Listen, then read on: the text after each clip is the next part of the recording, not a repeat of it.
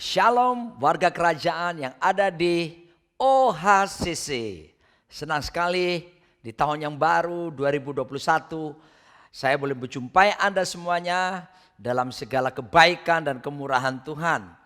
Dan saya berdoa agar supaya warga kerajaan yang ada di OHCC mengalami tahun yang baru ini 2021, janji Tuhan tetap tergenapi, yaitu apa? Yang disebut dengan penyertaan sempurna daripada Tuhan. Membuat saudara terus menaik dan bukan menurun. Menjadi kepala dan menjadi ekor dan bukan menjadi ekor. Diberkati Tuhan waktu keluar, waktu masuk. Apa saja yang diperbuat bagi Tuhan akan dibuat Tuhan menjadi berhasil. Saya ajak kita bersama-sama untuk berdoa sebelum kita akan mendengarkan kebenaran firman Tuhan. Dan mari kita datang menghampiri Tuhan. Bapa Sorgawi, kami mohon Roh Kudus menerangi hati dan pikiran kami. Datang kerajaan-Mu jadi kehendak-Mu atas setiap kami. Di bumi ini seperti di sorga. Nyatakan diri-Mu lewat firman-Mu. Karena firman-Mu itu ya dan amin. Firman-Mu itu pelita bagi kaki kami serta terang bagi jalan kami. Firman-Mu yang bila kami renungkan akan membuat kami bertindak hati-hati sesuai dengan segala yang tertulis di dalamnya. Sehingga dengan demikian perjalanan kami akan dibuat Tuhan menjadi berhasil. Dibuat Tuhan menjadi beruntung. Kami percaya langit bumi dan segala kemuliaannya dibangun manusia. Tidak kekal dan akan segera berlalu.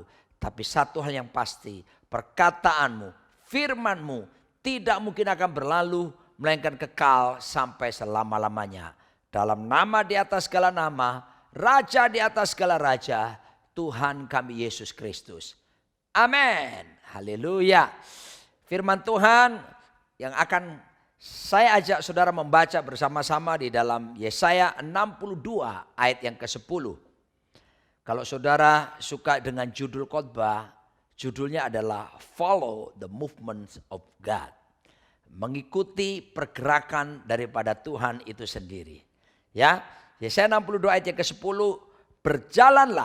Berjalanlah melalui pintu-pintu gerbang. Persiapkanlah jalan bagi umat. Bukalah jalan raya. Singkirkanlah batu-batu. Tegakkanlah panji-panji untuk bangsa-bangsa. Kitab Yesaya ditulis oleh Nabi Yesaya dan dia hidup kurang lebih 700 tahun sebelum zaman Tuhan Yesus Kristus. Dan pada waktu itu keadaan Israel sedang terpuruk. Tetapi Yesaya sedang mulai melihat akan ada hal-hal yang luar biasa yang akan Tuhan kerjakan bagi Israel dan Yehuda. Bagi orang-orang yang takut akan Tuhan. Bagi orang-orang yang mengikuti jalan-jalan Tuhan. Justru akan ada kebangunan rohani yang luar biasa. Di mana Tuhan akan menyatakan kemuliaannya kepada mereka semuanya. Dan ini ayat juga berlaku buat zaman kita di saat ini. Sebab saya tidak menyampaikan khotbah biasa saat ini kepada seluruh jemaat OHCC. Tetapi saya akan menyampaikan pesan Tuhan secara spesial buat Anda semuanya untuk tahun 2021 ini. Yang pertama, firman Tuhan dikatakan berjalanlah melalui pintu-pintu gerbang. Tuhan menginginkan kita terus berjalan, terus bergerak sekalipun pandemi corona ini belum berakhir. 1 tahun kurang lebih kita banyak mengalami work from home. Banyak hal seperti jalan di tempat, tidak banyak hal yang dikerjakan. Tapi mari start from now on. Mulai dari sekarang 2021 ini. Mari kita terus mulai bergerak sekarang.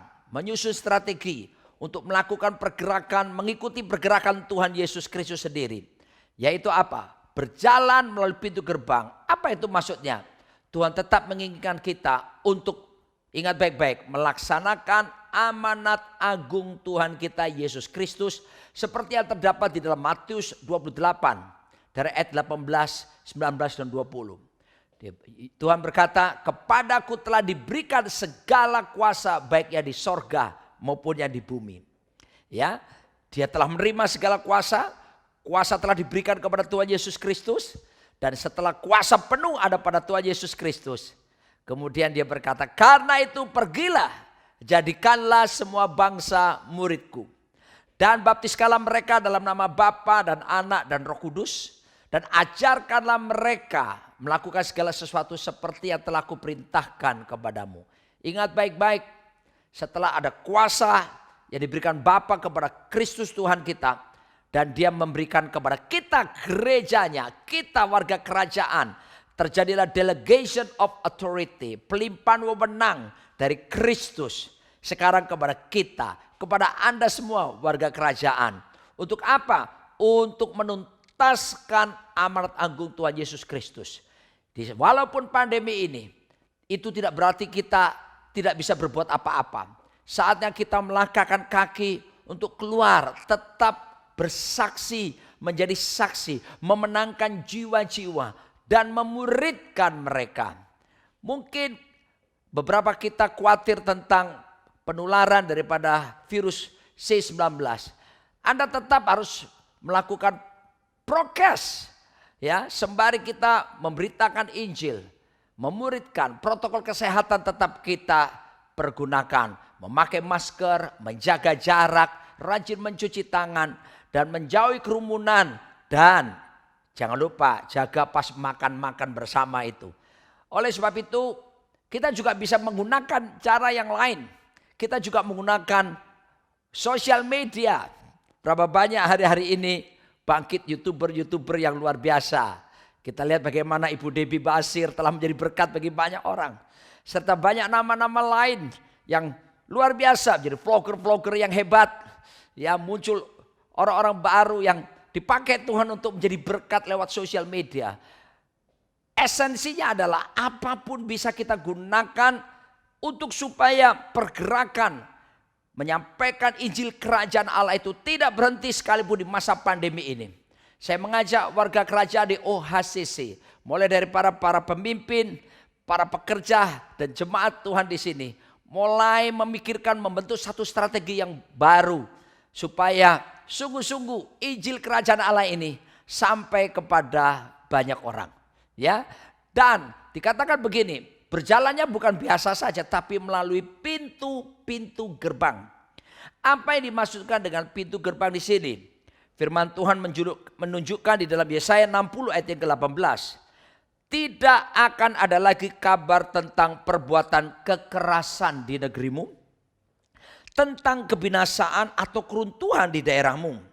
Engkau akan menyebutkan tembokmu selamat dan pintu-pintu gerbangmu pujian. Haleluya. Saya suka sekali ayat ini karena sama dengan pelayanan Anda di OHCC. Bagaimana di tempat kita diajak untuk memuji menyembah Tuhan di dalam keintiman kepada Tuhan. Dan ayat ini meneguhkan pelayanan Anda semuanya, bukan? Tuhan menginginkan lewat pergerakan kita memberitakan Injil Kerajaan Allah, tapi dibangun atas dasar hidup yang intim, karib dengan Tuhan, yang melekat dengan Tuhan lewat pujian dan penyembahan. Kata pujian di sini, kata aslinya dalam bahasa Ibrani digunakan kata tehilah. Kata tehilah itu bukan sekedar nyanyian biasa atau pujian biasa, tapi sifatnya adoration, pengagungan, penyanjungan kepada raja di atas segala raja. Wow, tentunya ini berimplikasi gaya hidup yang menjadi penyembah-penyembah yang sejati di hadapan Tuhan. Bukan sekedar menyanyi, bukan sekedar memuji, tapi jadi penyembah. Di mana hati kita, hidup kita takluk sepenuhnya kepada ketuhanan Yesus Kristus. Dan kita terus terhubung dengan pusat pemerintahan, yaitu kerajaan sorga. Dimanapun kita berada, kita mengizinkan pengaruh pemerintahan kerajaan sorga menjadi nyata dalam hidup kita. Sehingga memproduksi satu kehidupan yang karib dengan Tuhan, intim. Tapi juga di sisi lain suatu kehidupan yang takut dan gentar akan kesucian dan kekudusan daripada Tuhan itu sendiri. Luar biasa bukan? Dan ingat baik-baik, ketika keseimbangan ini terjadi, di mana kita hidup di dalam keintiman dengan Tuhan seperti Raja Wali yang naik terbang dengan kekuatan sayapnya. Maka dua sayap itu, sayap yang kiri adalah sayap keintiman dengan Tuhan. Lewat pujian penyembahan, persekutuan dengan firman, membawa kita dalam hubungan intim dengan Tuhan dan menghasilkan buah. Tapi di sisi lain, sayap yang berikutnya adalah sayap hormat dan takut akan Tuhan, berjalan dalam kesucian, kemurnian dan kekudusan. Ketika keseimbangan ini berlangsung, maka Raja Wali akan sanggup terbang tinggi dan bahkan sanggup mengatasi badai sekalipun. Dan kita bisa menuntaskan amanat agung Tuhan Yesus Kristus. Dan supaya dengan demikian kerajaan Allah semakin dinyatakan di muka bumi ini lewat kehidupan Anda semuanya. Lalu kemudian Alkitab berkata seperti ini, persiapkanlah jalan bagi umat. Wow, luar biasa. Kenapa diminta mempersiapkan jalan bagi umat? Yang pertama, maka ini waktunya gereja untuk masuk dalam pergerakan dan mulai melihat bagaimana Roh Kudus telah melakukan selama 70-80 tahun terakhir ini. Ya, saya akan mulai dari bagaimana Tuhan memulihkan 5 jawatan di seluruh dunia mulai dari tahun 1950. Dalam Efesus 4 ayat yang ke-11 di sana dikatakan bahwa ialah Yesus Kristus, Raja Gereja, yang memberikan kepada kita baik itu rasul-rasul, nabi-nabi, penginjil-penginjil, gembala-gembala, dan para pengajar-pengajar. Untuk apa?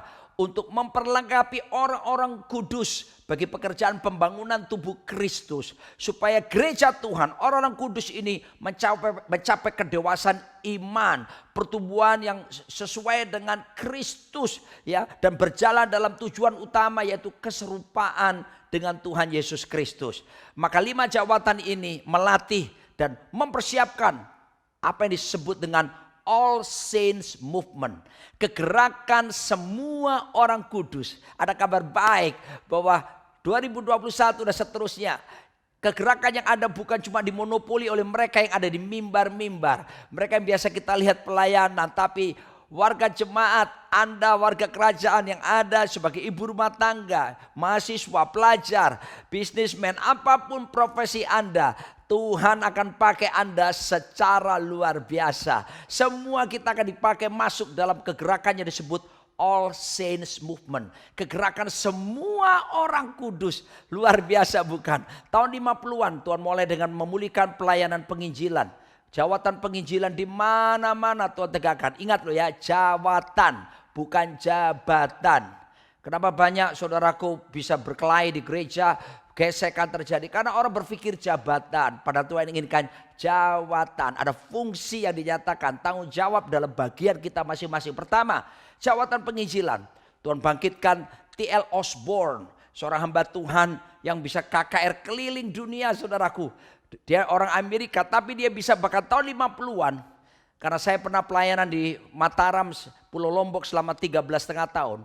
Tahun 50-an itu saudaraku, saya mendengar dari orang-orang tua, sudah ada KKR lapangan yang ada di kota Mataram yang notabene disebut Pulau Lombok adalah Pulau 1000 Masjid.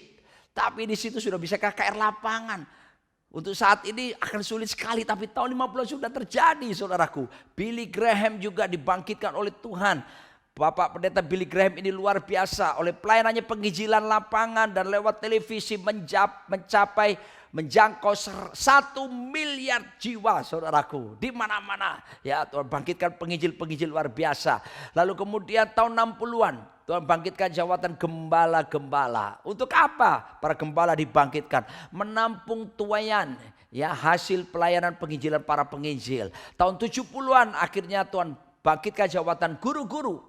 Ya, pengajar-pengajar. Salah satu yang terkenal saudaraku dikasih Tuhan adalah Derek Prince. Ya, buku-bukunya kita sudah bisa baca, saudaraku, sudah diterjemahkan dalam bahasa Indonesia.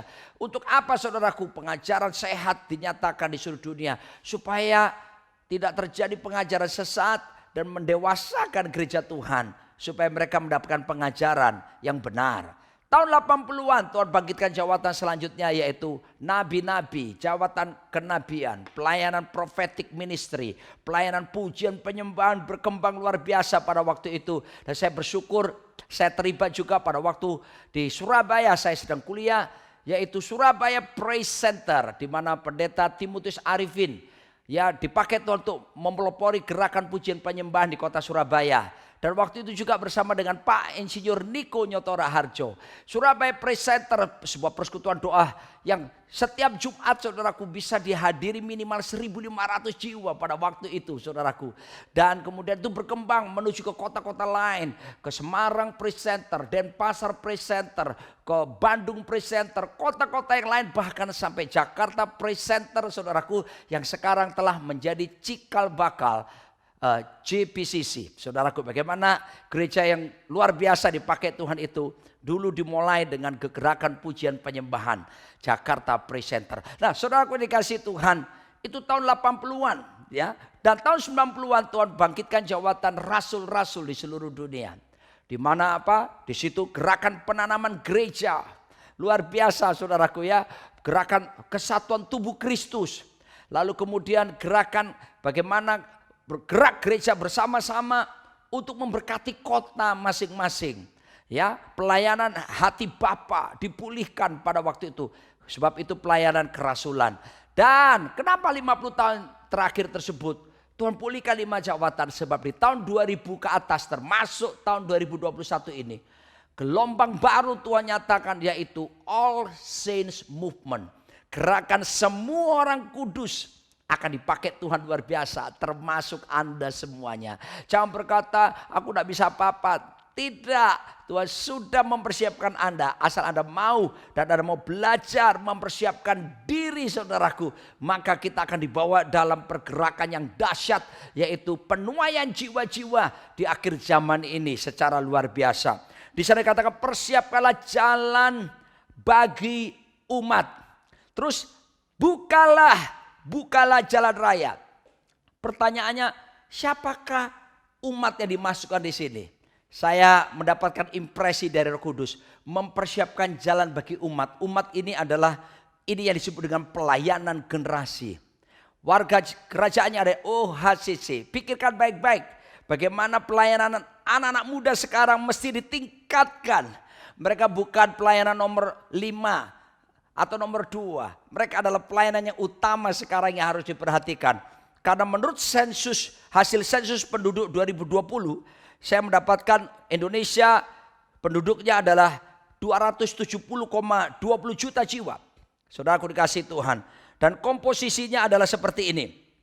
Ya, mereka yang usia-usia pre-boomer, ya, yang usia sekarang sudah 75 tahun, itu hanya 1,87%. Tapi kemudian generasi baby boomer, ya, yang sekarang usianya 56 sampai 74 tahun, 11,56%. Lalu generasi X, ya, yang usianya 40 sampai 55 tahun, itu 21,88%. Lalu kemudian generasi milenial, hai orang-orang muda, Anda yang lahir tahun 81 sampai tahun 96, usia 24 sampai 39 tahun sekarang 25,87% jumlahnya. Belum lagi generasi Z, lahir tahun 97 sampai 2012, ya, yaitu usia-usia saat ini 8 sampai 23 tahun, 27,94%. Bayangkan saudaraku. Dan post generation Z atau sesudah generasi Z, lahir tahun 2013 sampai tahun 2021 ini, usia sampai dengan umur 7 tahun, 10,88%. Saudara bisa lihat hampir 70% penduduk Indonesia dikuasai oleh orang-orang muda, anak-anak muda. Ya, ini sebuah ladang pelayanan yang terbuka secara luar biasa. Sebab itu mari kita persiapkan diri kita. Kita fokus kepada generasi. Kita bapai generasi. Kita mentori anak-anak muda. Bangkitkan pemimpin-pemimpin baru di tengah-tengah anak-anak muda. Dan biarlah mereka melesat seperti anak panah di tangan para pahlawan. Dan mereka sampai pada destiny tujuan yang Tuhan tetapkan. Saudaraku dikasih Tuhan, kita lawan semua yang disebut fatherlessness generation. Generasi tanpa bapak. Di mana ada banyak bapak-bapak ada di dalam keluarga tapi cuma hadir secara fisik. Tidak pernah hadir secara jiwa. Tidak pernah hadir secara spiritual buat putra-putrinya. Makanya sekarang saya mau mengajak warga kerajaan, orang-orang tua di sini. Papa mama di sini, Anda yang punya anak-anak, jadikan anak-anak jasmani Anda menjadi anak-anak rohani Anda. Artinya kita mau bertanggung jawab untuk pertumbuhan rohani anak-anak muda kita. Kita persiapkan supaya generasi yang ada di bawah kita jauh lebih baik daripada kita. Dan mereka menjadi generasi yang tidak kompromi dengan dunia. Sehingga mereka hidup dalam kebenaran Tuhan. Dan terus dapat melanjutkan tongkat estafet kepemimpinan. Dari generasi yang satu ke generasi yang berikutnya. Saya mau katakan kepada orang-orang muda. Dari OHCC, saya beritahu, persiapkan dirimu juga. Bersedialah kamu buka hatimu untuk kamu dipakai oleh Tuhan. Di kampusmu, di sekolahmu, di pekerjaanmu. Saya percaya urapan Tuhan juga berlaku atas kehidupanmu. Dan kamu akan menghasilkan banyak buah. Buah jiwa-jiwa bagi kepentingan kerajaan Allah. Buah karakter luar biasa. Buah keuangan akan diberkati oleh Tuhan. Buah karya yang terbaik di mana kamu bisa mempersembahkan talenta, bakat, karuniamu yang terbaik. Potensimu dilipat kali gandakan. Kamu dinanti-nantikan hai orang muda. Dan kamu akan dipakai Tuhan menjadi jawaban bagi dunia ini. Persiapkan dirimu juga. Lalu bukalah jalan raya. Apa yang dimaksud dengan jalan raya di sini? Saya menemukan dalam Yesaya 35 ayat yang ke-8. Di sana dikatakan di situ akan ada jalan raya yang akan disebutkan jalan kudus. Orang-orang yang tidak tahir tidak akan melintasinya. Dan orang-orang pandir tidak akan mengembara di atasnya. Jadi bukalah jalan raya. Apa yang bisa dibuka? Jalan apa? Jalan kekudusan. Nah, ini saatnya kita warga kerajaan memasuki tahun 2021 ini. Kita putuskan untuk kita tidak lagi hidup dalam kompromi dengan dosa. Kita mau mengikuti apa yang Yesus katakan, sangkal diri pikul salib setiap hari. Karena sesungguhnya kita di dalam Kristus, manusia lama kita telah mati. Ya, dan hidup kita sekarang tersembunyi bersama Kristus di dalam Allah. Sebab itu Alkitab mengajarkan matikanlah dalam diri kita segala yang bersifat kedagingan, ya, perjinahan, kemesuman, kenajisan, ya, pesta pora, lalu kemudian iri hati, dendam, semua hal penipuan, bohong, dusta, apapun yang membawa kita kepada kegelapan, saudaraku, matikan itu. Haleluya. Mulai kita masuk dalam jalan raya yang disebut jalan kekudusan. Sebab hidup suci, hidup kudus itu sangat mungkin dan sangat menyenangkan, saudaraku. Seperti Tuhan Yesus. Tuhan Yesus pun dalam Yohanes 17, dia pada waktu berdoa dia berkata, aku menguduskan diriku bagi mereka. Bagi siapa? Murid-muridnya. Supaya murid-muridnya dikuduskan dalam kebenaran. Saya mau berkata kepada orang-orang tua di sini, Bapak, Ibu-ibu, mari menguduskan diri kita buat keluarga kita. Supaya keluarga kita pun dikuduskan dalam kebenaran. Para pemimpin jemaat, mari kita menguduskan diri kita bagi kepentingan jemaat. Supaya jemaat juga dikuduskan dalam kebenaran. Wow, hidup dalam kesucian itu membawa api Roh Kudus membara dalam diri kita. Ada ungkapan berkata, no holiness, no fire.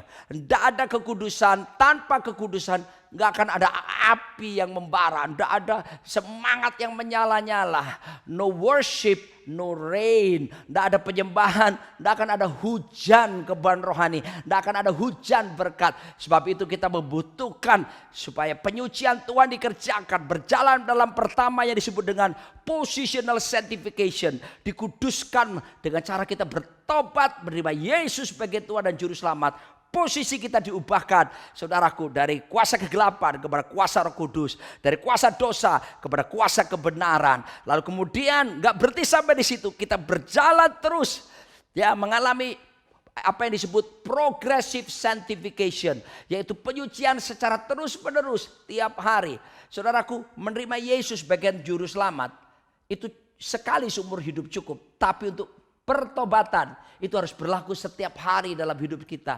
Semakin menyucikan diri dan mulai setiap hari membenahi diri, berjalan menuju kepada keserupaan Kristus. Latihan dalam keserupaan Kristus. Mulai membuat pikiran kita menyesuaikan diri dengan pikiran Kristus. Perasaan kita menyesuaikan diri dengan perasaan Kristus. Kehendak kita menyesuaikan diri dengan kehendak Kristus. Tunduk sepenuhnya kepada kehendak Tuhan. Dan nanti ada waktunya di mana kita akan diangkat dalam kemuliaan dan menyongsong Tuhan di udara. Kita akan mengalami apa yang disebut dengan perfected sanctification. Penyucian yang disempurnakan. Kesempurnaan penyucian terjadi dalam diri kita. Kita punya tubuh baru. Ya, kita tidak akan pakai barang-barang yang ada fana yang ada di dunia ini. Karena kita akan menerima tubuh kemuliaan. The heavenly body. Luar biasa. Itu disediakan bagi setiap kita. Masa depan kita bukan madesu. Masa depan suram. Masa depan kita gilang gemilang bersama Tuhan Yesus. Sebab itu jangan kamu khawatir apa yang kamu makan. Jangan khawatir apa yang kamu minum. Jangan khawatir apa yang kamu pakai. Semua dicari bangsa-bangsa yang tidak mengenal Tuhan. Tetapi carilah dahulu kerajaan Allah serta kebenarannya. Maka semuanya itu akan ditambahkan kepadamu. Jangan khawatir saudaraku, pemeliharaan Tuhan sempurna bagi setiap kita. Di tahun 2021 ini dan seterusnya. Karena Tuhan disebut awal dan yang akhir. Alfa dan Omega. Dia kekal saudaraku. Dan pemeliharaannya sempurna atas setiap kita. Lalu kemudian saudaraku dikasih Tuhan dikatakan singkirkanlah batu-batu. Wow. Kenapa? Ada apa dengan batu-batu? Saya renungkan kebenaran firman Tuhan. Di dalam Alkitab ada dua jenis batu yang gak disukai oleh Tuhan Yesus. Yang pertama adalah yang disebut dengan batu kilangan.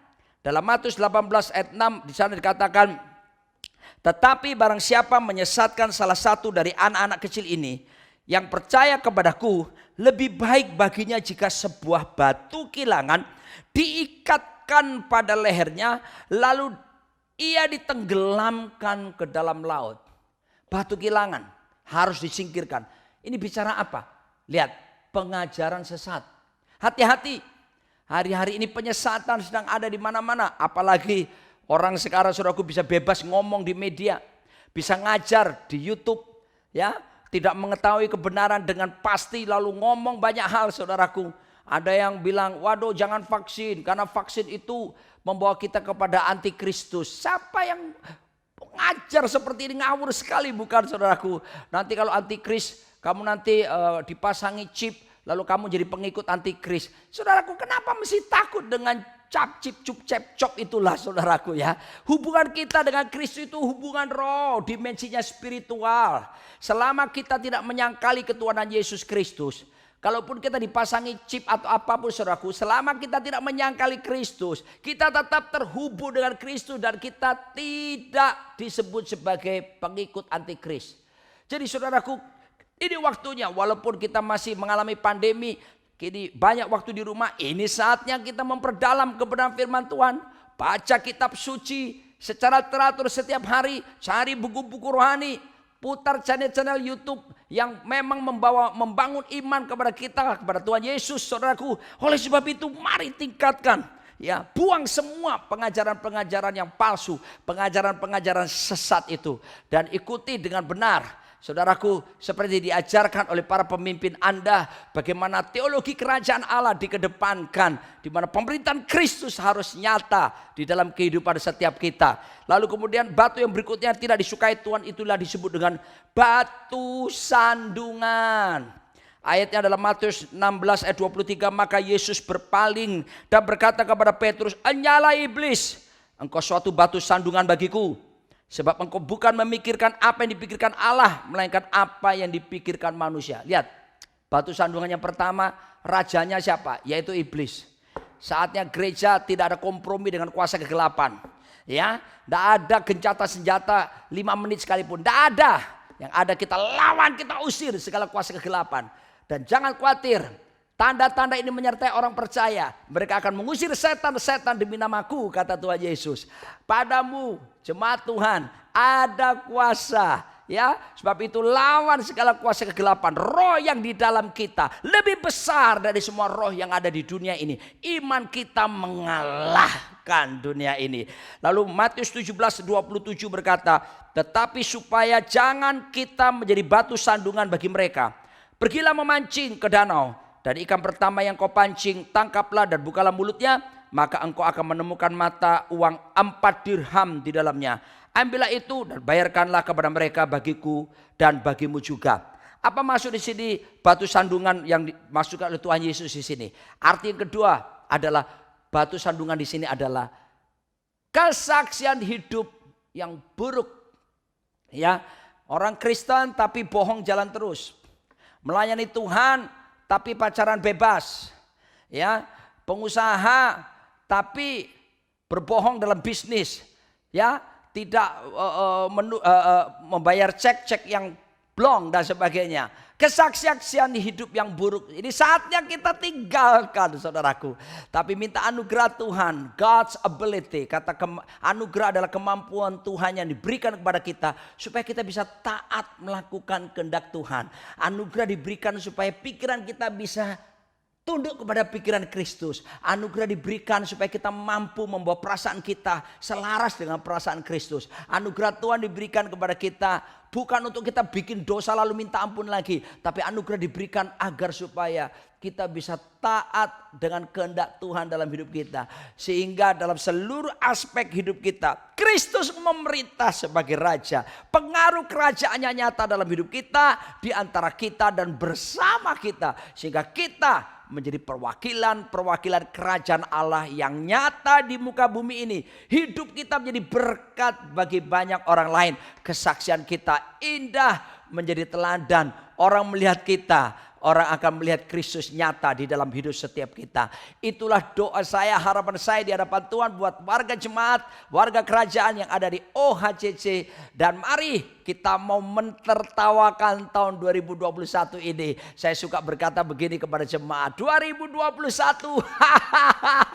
kenapa saya ajak tertawa? Karena kita yakin bahwa penyertaan Tuhan sempurna, perlindungan Tuhan hebat. Tuhan berkata, Tuhan berjalan di depan kita meratakan gunung-gunung, menimbun lembah-lembah. Saudaraku, dia akan mematahkan pintu-pintu tembaga dan palang-palang besi. Bersama Yesus kita akan lakukan perkara yang besar. Tidak ada yang mustahil bagi Tuhan, dan tidak ada yang mustahil bagi kita yang percaya kepada Tuhan. Berjalan maju, pantang mundur, dan kita tahu mahkota tersedia bagi setiap kita. Tuhan Yesus memberkati Anda semuanya. Amin. Mari kita berdoa bersama-sama. Saya ajak saudaraku untuk mengangkat tangan di hadapan Tuhan. Dan terimalah berkat Tuhan turun atasmu. Bapa, hamba selesai berbicara, tapi aku berdoa Roh Kudus menolong setiap kami. Memberi kami kasih karunia kemampuan untuk kami mengerti kebenaran-Mu, kemampuan melaksanakannya. Hamba berdoa, bangkitkan warga kerajaan di OHCC. Supaya semua orang terlibat sebagai dalam All Saints Movement. Kegerakan semua orang kudus ini. Tidak ada satupun penonton. Semua akan terlibat dalam bagian masing-masing yang kau telah berikan. Kau percayakan kepada mereka. Berkati mulai dari para pemimpin dan seluruh pekerja dan seluruh jemaat-Mu Tuhan. Terus berapi-api. Pergi beritakan Injil kerajaan Allah. Dan mereka menghasilkan buah yang banyak. Buah yang tinggal tetap. Terpuji nama-Mu dalam nama Tuhan Yesus Kristus. Amen.